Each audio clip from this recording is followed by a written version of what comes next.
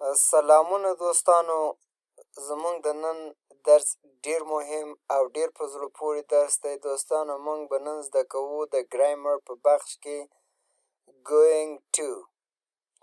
دا چیرې کارول کیږي، څه وخت کارول کیږي او د څه شي لپاره کارول کیږي.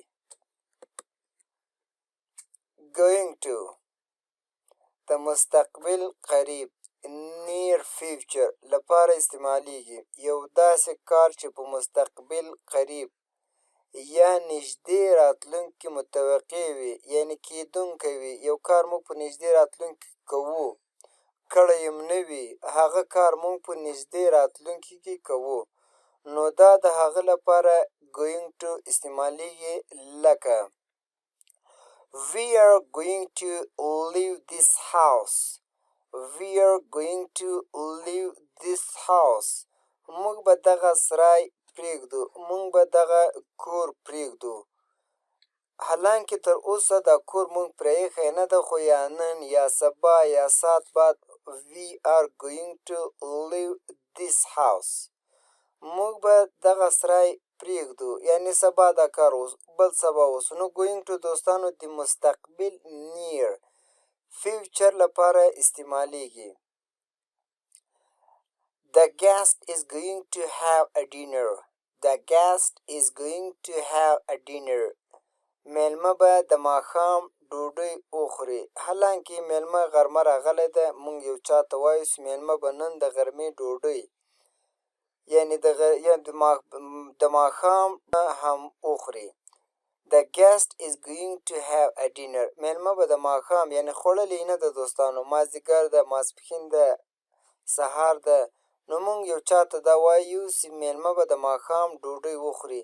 یعنی دا هم دوستانو په مستقبل قریب کې، یعنی په یوه نږدې راتلونکي دا کار کیدونکی دی. د دې لپاره موږ going to کاروو.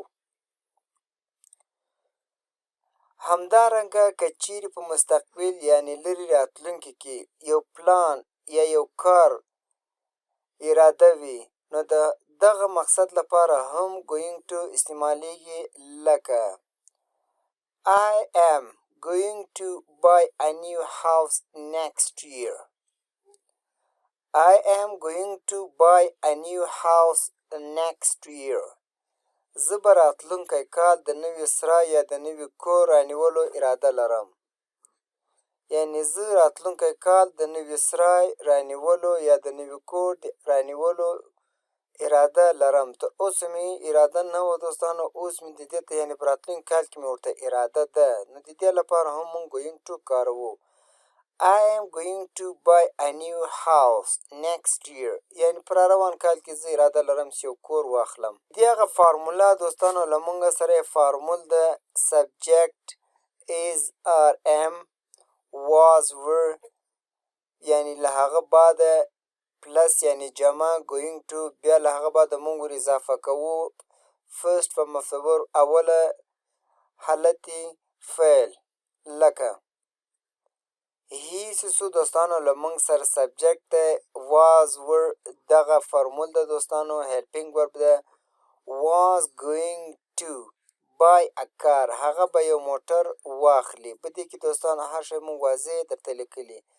سبجیکت فارموله was were am، چې هر شی تاسو لګول، د was په ځای باندې کوم is لګول، کوم are لګول، کوم am لګول او کوم were لګول. له هغه بعده به دوستانو تاسو going to لګوئ.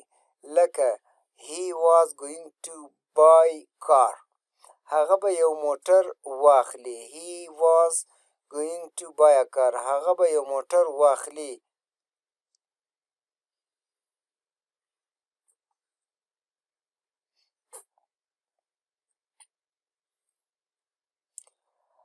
They were going to write a letter، هغوی د یوه لیک لیکلو تیاری کول.